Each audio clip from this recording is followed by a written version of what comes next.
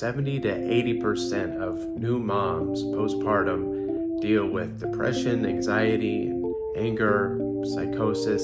This can happen a couple days after giving birth. Some it takes a month or so. I'll give you some recommendations of what to do if this is relevant for you. But first I want to preface it with what you can do before getting pregnant to ideally prevent these highs and lows from occurring. A couple common causes for this can be with dysbiosis.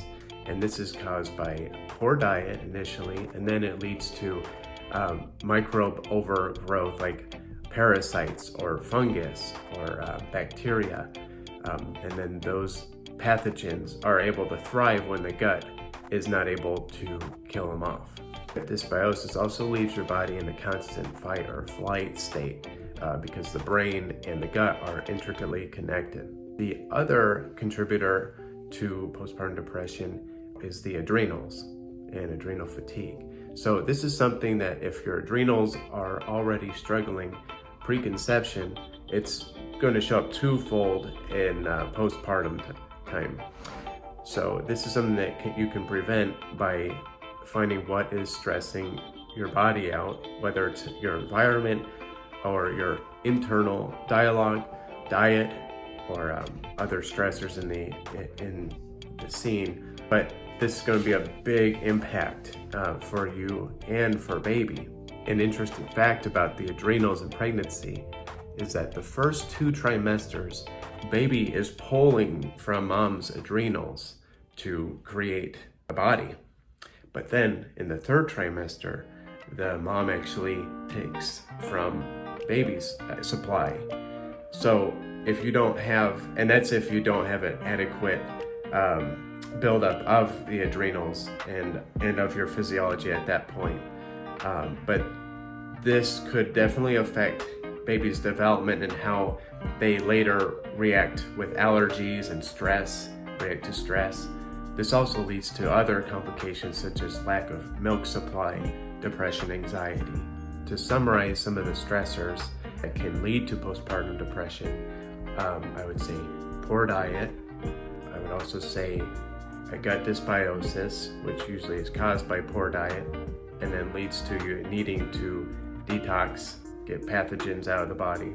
And then it would be a buildup of chemicals and radiation. And that could be from past exposure to medications or your water supply, your food, or just not having the ability to properly detox. My number 1 recommendation for helping the body adapt to the postpartum period is actually made by you, the mom.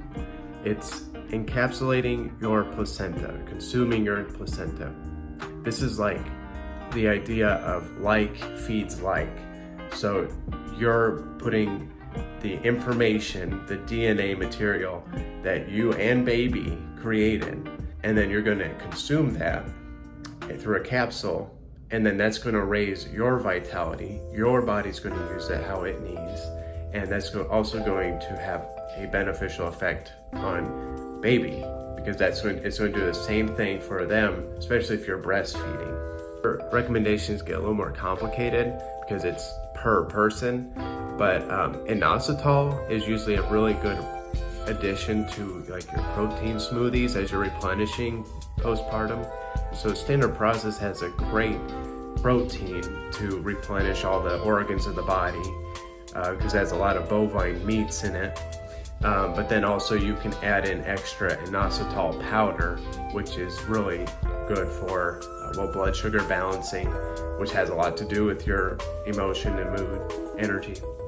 But also inositol is known to help with depression. I'll just give a little word on a poor diet. That would be like sugar, processed food, bad carbs. This is going to deplete your good bacteria and shift your stomach acid to where you can't naturally detox and flush out pathogens.